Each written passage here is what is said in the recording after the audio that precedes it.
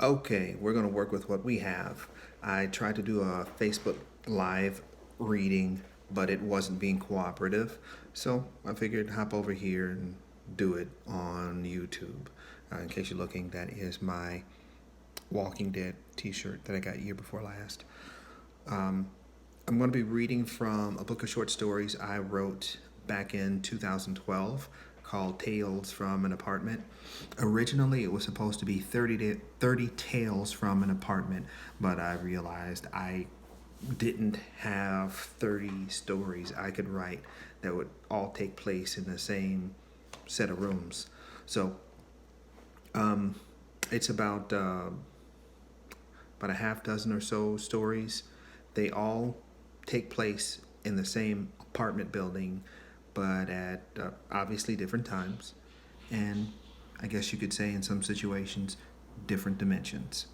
Because not all the stories necessarily honor each other's continuity. So, the story I'm going to be reading is called Hungry Eyes. And by the way, if anyone is interested, if you like this story or if you want to know more, this is available on Amazon and Barnes & Noble and Smashwords. Pretty much anywhere you can get an ebook, you can find this. So, with that being said, by all means, please download a copy if you like what you hear. Hungry Eyes. Kay knew it was a salesman at the door from the knock. It was too cheery, the rapid rap, rap, rap, like someone eager to get to her on the other side. Besides, it was mid-afternoon and everyone she knew was at work. Salesmen weren't the only things that had come back. A great many things had returned, most notably the dead. But then again came normalcy. If mankind came back from one more disaster, man-made or not, she'd call it cyclical. Kay hadn't done anything all day except lounge around the house and knew Hank would be upset when he got home.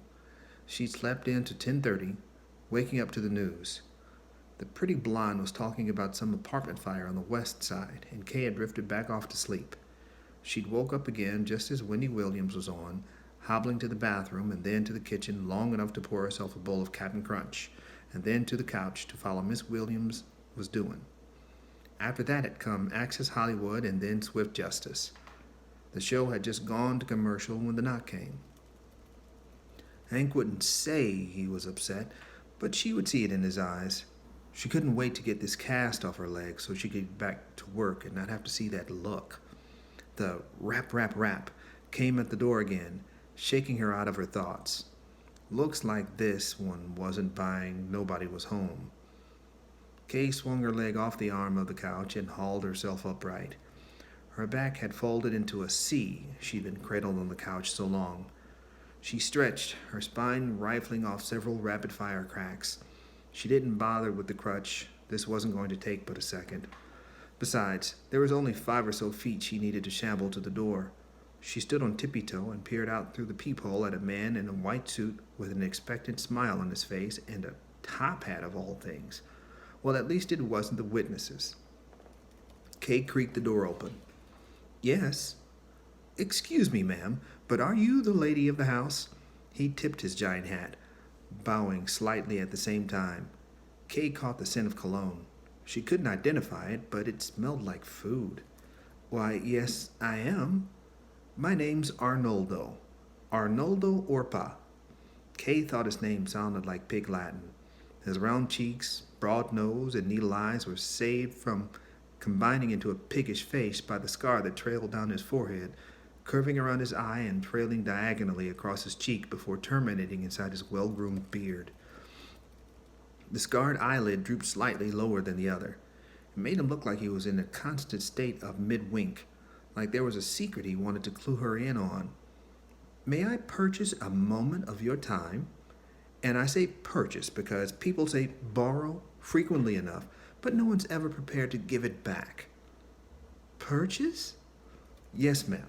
CIF, or cash in fist, as the saying goes. Kay thought. I never heard that saying before. She looked down and saw he had a bill clenched in his white-gloved man paw. It was $5. He held it up as if to say, Go on, take it. I suppose so. Kay plucked the money out of his hand and moved back to open the door. He had a box behind him that he hugged his bare arms around and hauled in. It was big, but he lugged it like it weighed next to nothing. Kay had a clear spot where she planned for the Christmas tree to go after Thanksgiving, and he set it right there. "Do you know what's in this box?" the man in the white suit said, dusting his hands. She folded her arms and covered her naked elbows, looking at him. He was heavy-set, maybe in his late 30s. His bright white three-piece suit looked as if it had been tailored for him to fit him. Kay felt inappropriately dressed. Hank's extra large faded black t-shirt and her old acid wash shorts hung loosely off her petite frame. She'd had to cut the shorts open at the hip to get them on and off on account of the cast, and felt, even though she was in her own home, bummy. "I'm sure I don't." It was a ridiculous question. She didn't even know the box existed 5 minutes ago. "You know, I spent a good deal of time outside before knocking on your door." He held up a hand as if to indicate he weren't doing anything creepy. "Just walking the grounds, you see. You have a very beautiful home. In fact, the landscaping of this entire apartment complex is gorgeous. And that's saying a lot considering how lovely a city this is. In fact, this is the first complex I wanted to come to. Had to come. The sense of style here is impeccable, but..." He trailed off, a look on his face as if he were smelling something mildly unpleasant. "But what?" "Nobody has one of these." He tapped the side of the unopened box. "These are the rage over in Europe. In fact, there are many homes in Paris that have just purchased their second. You have to let me show you. You just have to see this." "Okay," she said after another bill magically appeared in his hand. She took it and stole a moment's glance at it. A 10. The man in white, Orpa, she thought he'd said his name was, slid his hand beneath one of the flaps of the box and pulled it open. She stepped closer and leaned forward as he dug inside. There was a pool of crumpled up newspapers his arms waded into, and a moment later he pulled it out. "What is it?" she asked him, shifting some of her weight off her cast. The dull thumping in her toes had returned. "Consider it a time machine of a sort. Everything old, renewed. Even you might feel 10 years younger with this in your home. Not that you'd need it." She brushed off the faux compliment just as he brushed off the scraps of paper stuck to whatever he was holding and held it out for her to see. The thing had a vague shape of a human being, but it was curled over on itself. Not too far different from how I was on the couch, she thought. Kay looked at its gray skin, shriveled and drawn, manufactured smile drawn tight across the lower half of its face, wondering what kind of puppet this was. Then it opened its eyes. Kay gave a little yelp and put her hand to her chest. "Ma'am, I was hoping this guy would give you a start. That means that you haven't seen anything like him, and you will be the envy of all your neighbors." Is that a, she stammered. "Yes, but it's not exactly what you think. This is a Marty 2500. That's a zombie." "I know," the man in white beamed, "and he can be all yours." Kate took a step back. She pointed at the undead thing in his hands. "Why would I bring one of those into my home?" "It's the very thing you need to make everything in your home absolutely pop. Ma'am, as I said, you have a lovely home. Very. But honestly, the colors in here," he tilted his hand back and forth, "they're a little drab. And that's not your fault. You don't see it because you're here every day. But the sun bleaches the brightness out of paint, carpets get worn, and your kitchen cabinets were probably out of style as soon as they were taken out of the box. But the sickness, it could infect my family." "You know, I totally agree with you. There were issues with the Marty 1500, probably fewer than 13%, but that wouldn't be good enough for my family either. But you know what? All the problem areas were resolved, and then they made the 2500. I don't want that thing in my house. That's what I said at first. But look." The man in white held the Marty by the scruff of the neck. and with his free hand put his finger in its mouth. Kay was surprised, wanted to slap his hand away, but when it didn't chomp down on his finger, she stepped closer. One of the first improvements made in the 2500 was they removed the jaw muscles. But you're probably thinking it could still be infectious, right? Quite the contrary. 98% of infected tissues have been removed or replaced with a highly advanced, space-age, plasticized material. You could cut off a strip of this Marty's face and chew it like gum. It's spongy. Oh, Kay was intrigued. And the teeth? Well, infection from a bite actually came from infectious tissue coming in contact with an open wound. The teeth themselves aren't actually dangerous in that way, but all the sharp edges are meticulously smoothed and the teeth have a clear, solid coating. But the rest of Marty, isn't he? No. The man in white set the thing on her couch and dug back in the box. He pulled out a taller one with high cheekbones and a pencil-thin nose. Its eyes raced left and right even faster than the first one. Even the Marty 500 wasn't a walker.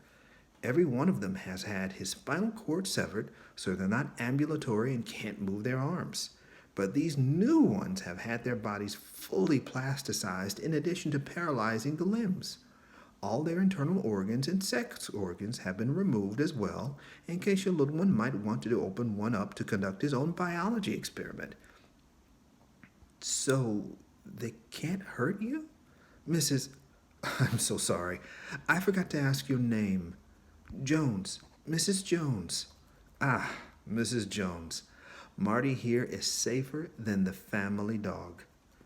But the eyes are the only movable parts. The brain and the eyes are the only part of Marty that could be considered active. That's the appeal. Kay gasped again. The man in white certainly had a booming voice. She pulled out a chair to her dining room table and sat. Her leg had begun to throb, and she needed to put it up again. She should probably take another Percocet, but didn't like how they made her head feel after. The man in white must have seen something on her face, and he moved over to her and kneeled. He positioned the Marty on the floor in front of her and reached for her leg. May I? He asked. Sure. He grasped her leg and gently set it atop the Marty's head. She looked at the big blue cast on top of the thing's head. It didn't move. It was surreal looking. Kay laughed. The man in white took out a third Marty from the box. This one looked remotely female with shoulder-length hair, curly like Kay's, but blonde. See how useful they can be? The new one in his hands just stared at Kay. Its eyes were almost soulful, but the hunger was apparent in them. Yes, I do. She felt her hand ready to reach for her purse, even though he hadn't even told her how much it would cost. Kay still didn't quite understand why she would need it, but found herself wanting one just the same. But where would I put it? The man in white gave a broad smile. I think you're going to like this. He went to the window with the female one in his hands. Its eyes stayed locked on Kay until he turned it around. The man in white split the curtains and put it in the window diagonally, making a loose knot behind Marty to keep it in place. It looked like it belonged there. Kay imagined what it must have looked like from the outside and felt herself beaming with an odd sort of pride. She had to keep it there. Now, this is for allowing me to make a decorative change to your home. The man in white held up another bill for Kay to take, and she wondered what the catch was. I absolutely love that right there. You're probably going to have your Christmas tree over here, right? He gestured to the open space where the tree was going, and Kay nodded. You have a tree up for 2 months, 3 months tops. What about the rest of the year? A nice 7-footer would be excellent here. He took the high cheekbone one and positioned it in her open spot. It took a try or two for him to get it to stand up. Then he turned to her. You're probably wondering what the catch is here. That these Martys are probably so expensive you have to have financing to afford them. The man in white reached in his suit jacket pocket and pulled out some Post-it notes and a pen. He scribbled on a note, tore it off, and handed it to her. How are you in business at these prices? Government subsidies, ma'am. This is a rocketing business. The scourge has only recently ended and, well, There's more of the reanimated than the Fed knows what to do with. The founder of our company used to be a soldier. He got the idea to use them to make a fashion statement. It went from idea to production in just a few short steps. Wow. Tell you what, for that price, I'll give you the two, plus your new footrest. Do I get a trial period with these if I get them? Sorry, ma'am. Unfortunately, we can't do refunds. It just wouldn't be worth sending out another agent. But I will personally guarantee you that if you have a problem with any of these guys, I'll race another one right over to you while I'm working in this area over the next 2 weeks or so. A card was suddenly in his hand, and he pressed it into her palm. Kay stood unsteadily and hobbled into the bedroom for her purse. She wrote a check for the amount the man in white had quoted her and handed it over. Mrs. Jones, it has indeed been a pleasure. He took her hand and gave it a gentle pump. His was warm and soft. Feel free to log on to our website, and we have all kinds of seasonal fashion tips, decorations, and other accessories that will keep your Marty's like new year in and year out. The man in white packed all the bits of newspaper back into his box, and Kay shambled after him to the door. They shook hands again, awkwardly with him juggling the box, and then he squeezed out the front door, disappearing around the walkway. She listened at the door for his car to start, and waited until the groan of the engine was gone before she opened the door. Kay dragged her leg across the lawn, short-cutting her way to the window where Marty was propped up. By the time she got there, sweat was running down her back. It felt chillier outside than the weatherman had predicted, and it was all she could do to keep from crying out from the constant throb of her leg. She finally made it. Marty was there, propped up in the window. Kay looked around and saw nobody else had one. She was smiling when she looked back at the dead thing in the window. This Marty's eyes weren't wild like the other two. It stared down at her, its eyes focused on her like they were pleading. The eyebrows quivered, and there was just something about them. If the thing's tear ducts worked still, it would have been crying. Kay clawed at her knee, desperately wanting to dig into the cast, but refusing to give in. Is that the new Marty 2500? One of her neighbors stood in the parking lot just outside of her car, mummified in a wool hat, scarf, and jacket. Yes, Kay let her smile spread wide across her face. A man with a tiny brown dog stopped next to her and looked up at the thing in the window. She heard more footsteps behind her, saw other people in her peripheral vision, but didn't turn to look. Some of them pointed with outstretched hands. Pride filled her belly as everyone looked at her Marty. Its eyes passed over them all before returning to Kay. You know who you belong to, she thought. The reanimated were said to have had insatiable appetites. Even a disembodied head would still snap a living person's finger.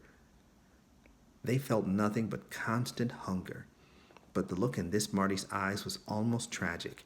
It had that same fevered hatred for the living, but with everyone on the outside watching it there, watching it do nothing but play an endless game of freeze tag. It seemed as if it were almost afraid. The end. So that's the story. And again, it's called Tales from an Apartment, and it's all different range of stories from supernatural to, I guess you could call it thriller, of just different tales that take place in the same apartment. It was a lot of fun writing. I don't remember what all went through my head coming up with all these stories. Some of them I do, some of them I don't. But I hope you check it out. I hope you enjoyed this reading as well. And, pick up the book. I didn't think to check. I think last time I looked it was $2.99, but I think I might knock it down to 99 cents just for the next couple days at least. So anybody who wants to pick it up can feel free to. If you have any questions, by all means, please reach out. I love comments. Thanks.